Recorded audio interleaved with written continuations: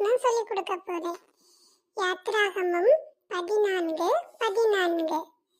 கர்த்தர் உங்களுக்காக யுத்தம் பண்ணுவார், நீங்கள் சும்மா இருப்பீர்கள். இந்த வசனம் எவ்வளவு ஈஸியா இருக்கு பாத்தீங்களா ஃப்ரெண்ட்ஸ்? இந்த வசனம் நம்ம சொல்லும் போதே ஈஸியா இருக்கு.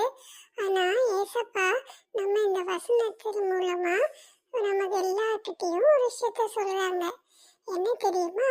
நமக்கு எதிரா எத்தனை போர்கள், பேட்டில்ஸ், யுத்தங்கள் வந்தாலும் அந்த யுத்தத்துல நம்ம எதுக்குமே கவலைப்பட வேண்டாமா. ஏன் தெரியுமா? இந்த யுத்தம் கர்த்தருடையதுன்னு ஏசப்பா சொல்றாங்க. இன்னைக்கு உங்க லைஃப்ல உங்களுக்கு எதிராக வரக்கூடிய எல்லா பேட்டில்ஸை கண்டு நீங்க பயந்து இருந்தீங்கன்னா இந்த வார்த்தையை படித்து நீங்க ஜெபம் செய்யுங்க. சரியா? நீங்க எதுக்கும் பயப்படக்கூடாது. கர்த்தர் உங்களுக்காக யுத்தம் செய்வார். நீங்க பயப்படக்கூடாது.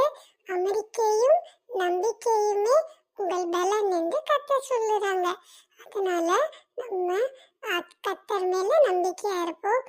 ஆண்டவர் நம்ம யுத்தத்தை வாய்க்க பண்ணுவார். நன்றி.